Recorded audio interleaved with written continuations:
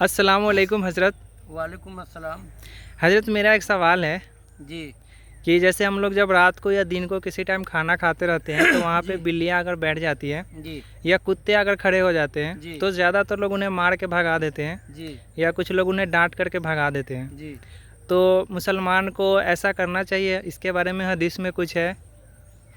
जी इसके बारे में दीन इस्लाम में इसका कायदा आया है कि अल्लाह के रसूल फरमाते हैं कि बेशक रहमान रहम करने वाले के ऊपर रहम फरमाता है। यह अल्लाह के रसूल का हदीस है कि रहमान रहम करने वाले के ऊपर रहम फरमाता है। तो इस तरह जानवर के साथ भी सलूक न किया जाए, ये कुरान और हदीस के मनसा के ख़िलाफ़ है। कुरान हदीस का जो मनसा है ये कुरान हदीस के मनसा के ख़िलाफ़ है। एक मरतबा हदीस में जिक्र आता है,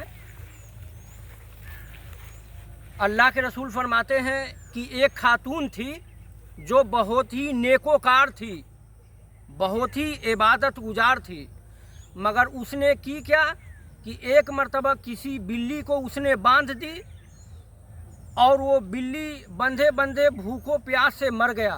तो अल्लाह के रसूल फरमाते हैं कि वो औरत तो नेकोकार थी मगर अल्लाह ने उसके इस अमल पे गिरफ्त कर लिया और अल्लाह ने उसके लिए जहन्नम का फ़ैसला सुना दिया। आप समझ सकते हैं कि एक बिल्ली है मगर उसने बिल्ली को बांध दी और वो बिल्ली भूखों प्यास से मर गया, तो अल्लाह ने उस पर गिरफ्त किया, उसके नेकी को नहीं देखा बल्कि उसके मखलूक के साथ उसने जो सुलूक की, अल्लाह ने उस सुलूक को देखा और उसके ऊपर गिरफ्त किया और उसके लिए जहन्नम का फ़ैसला सुना दिया। और दूसरे जगह हदीसों में आता है कि एक खातून थी जो ऐसे तो फितरत का बेहतर नहीं थी, आप समझ सकते हैं, मगर वो एक रास्ते से गुजर रही थी तो एक कुत्ता जो है प्यास से अपने ज़बान निकाल रहा था।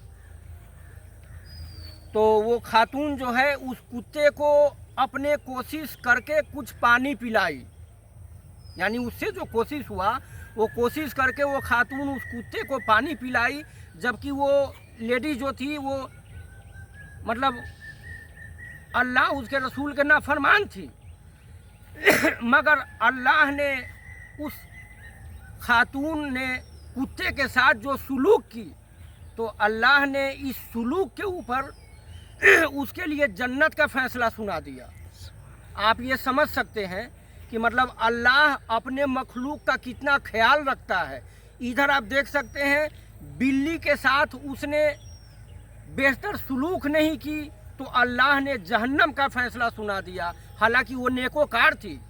और एक तरफ आप देख लीजिए कि वो औरत जो थी वो अल्लाह उसके रसूल के नाफरमान थी, मगर उसने कुत्ते के साथ बेहतर सलूक की, तो अल्लाह उसके इस सलूक को देखा और उसके लिए जन्नत का फ़ैसला सुना दिया। तो इस्लाम में हर चीज़ का ख्याल रखा गया है।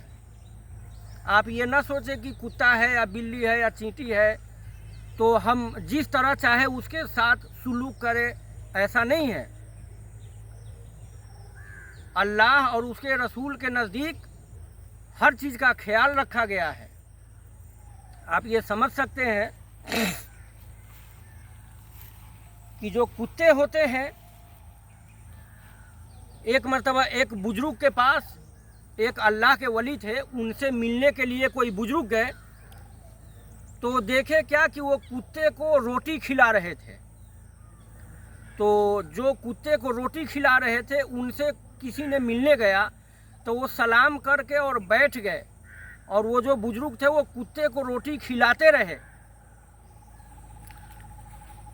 तो जब वो कुत्ते को रोटी खिला लिए उसके बाद में ये बुजुर्ग के तरफ वो तवज्जो किए, बोले कि हज़रत आपके दिल में मलाल आया होगा कि मैंने कुत्ते के ऊपर ज़्यादा तवज्जो की और आपके तरफ तवज्जो मैंने कम दिया। तो बुजुर्ग कहने लगे हाँ इस चीज़ का मलाल तो आया है। तो बुजुर्ग कहने लगे कि अल्लाह के रसूल का हदीस है कि अगर तुम्हारे पास कोई कुत्ता भी आ जाए, अल्लाह के रसूल के हदीस है कि अगर तुम्हारे पास कोई कुत्ता भी आ जाए और वो तुमसे कोई उम्मीद लेकर आए, और अगर तुमने उसके उम्मीदों को तोड़ दिया, यानी अगर तुम्हारे पास कोई कुत्ता आया कोई उम्मीद लेकर के, अगर तुमने उस कुत्ते के उम्मीद को तोड़ दिया, तो अल्लाह के रसूल फरमाते हैं कि शायद तुम्हारे उम्मीदों को क़यामत के दिन अल्लाह तोड़ देगा। तो आप ये समझ सकते हैं कि दीन इस्लाम में जानवर का भी कितना ख्याल रखा गया है।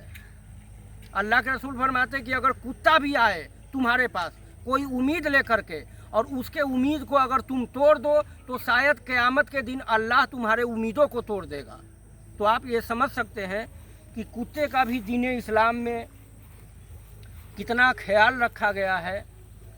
और दीन इस्लाम का क्या कहना कि उसने हर पहलू पे नज़र डाल के हर चीज़ का ख्याल रखा है। इंसानों का भी ख्याल रखा है, बकिया मखलूक का भी ख्याल रखा है। ये जो बिल्ली हो या चींटी हो या दीगर जो भी जानवर हो, ये सब अल्लाह के मखलूक है। और अगर आपके पास चाहे वो कुत्ता आए, चाहे बिल्ली आए, चाहे जो भी हो, आप उनके साथ बेहतर सलूक करें। इसलिए ये ना सोचें कि ये चींटी है, ये कुत्ता है, आप ये सोचें कि इसका मालिक कौन है। चाहे वो चींटी है, चाहे वो बिल्ली है, चाहे वो कुत्ता है, सब सारे मखलूक अल्लाह का है। तो इसलिए उसके साथ बेसलूकी करने से पहले आप ये सोचें कि इसका मालिक कहीं हमसे नाराज़ तो नहीं हो जाएगा। हमारे आपके बेटे के साथ अगर कोई बदसलूकी करे तो हम आप नाराज़ हो जाते हैं। तो इसी तरह जहान में जो भी है ये सब अल्लाह के मखलूक है। तो इसलिए आप किसी के साथ अगर बेहतर सलूक कीजिएगा तो अल्लाह आपके साथ रहम करेगा। ये आप दीन इस्लाम का ये कायदा है। और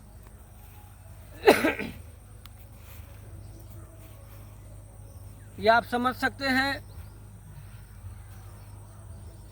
कि जानवर भली जानवर है, मगर जिसका वो मखलूक है उसके नज़रों में प्यारा है। तो इसलिए उसके मखलूक के साथ भी अल्लाह के रसूल फरमाते हैं कि रहमान रहम करने वालों के साथ रहम फरमाता है। तो चाहे वो जानवर हो चाहे इंसान हो, आपका काम है कि आप अच्छा सलूक करें ताकि अल्लाह आपके ऊपर रहमत करे। ये दीन इस्लाम का कायदा है। और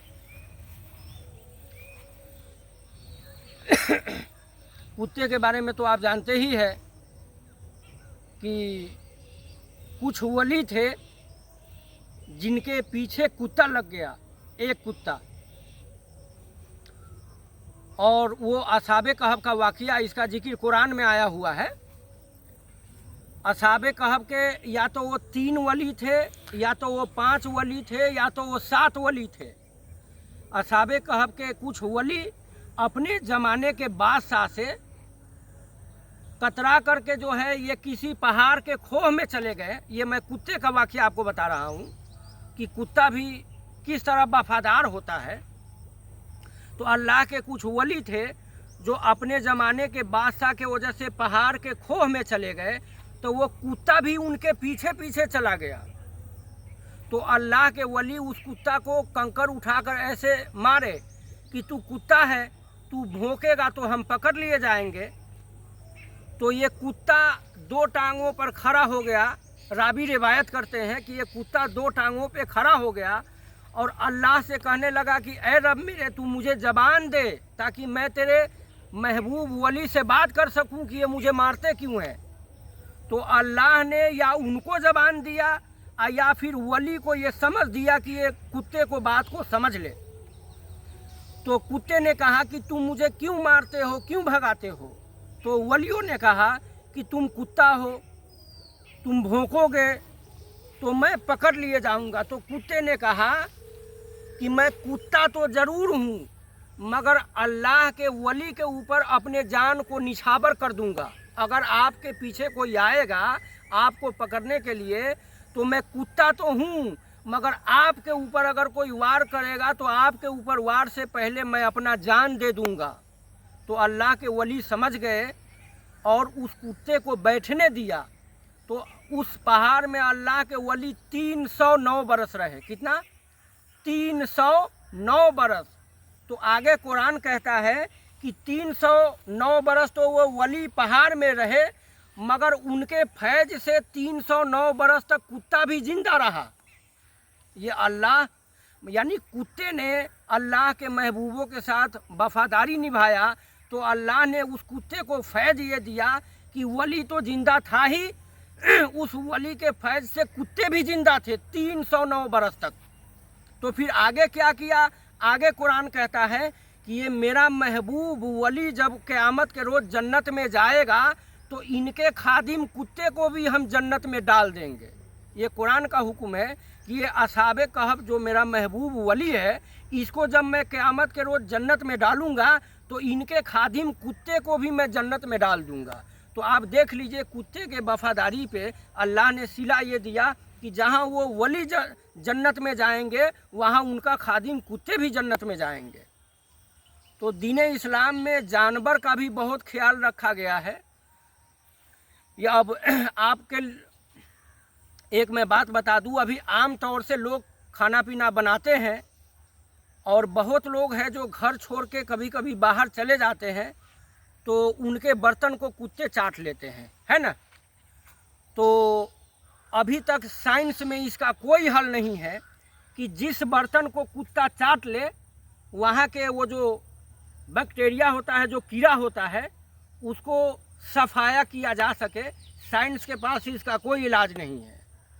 تو حدیثوں میں اس کا ذکر آیا ہے کہ جس کتے کو برتن چاٹ لے وہاں 3 مرتبہ یا 5 مرتبہ گیلا مٹی سے آپ مل دے اور اس کو پانی سے دھل دے تو وہ جو کیڑے ہوتے ہیں کتے کے زبان میں جو برتن پہ لگ جاتے ہیں وہ صاف ہو جائیں گے. یہ حدیثوں میں اس کا ذکر آیا ہے. آپ اس کو ٹرائی مار سکتے ہیں کیونکہ یہ اللہ کے رسول نے فرمایا ہے اور بے شک ان کا ہر بات سچا ہے اور وہ بے شک سچے نبی ہے. اور یہ آپ دیکھ سکتے ہیں شام کا موسم ہے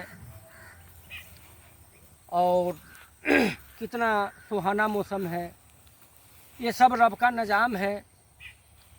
آپ دیکھ لیجئے اس زمانے میں ایک قدرت کے کمال پہ آپ غور کبھی کیے ہیں کہ اس زمانے میں لاکھوں یا نہیں بلکہ کروڑوں قسم کے درخت اگر ہوں گے تو ہر درخت کا خاصیت الگ الگ ہے، ہر درخت کے پھل الگ الگ ہے.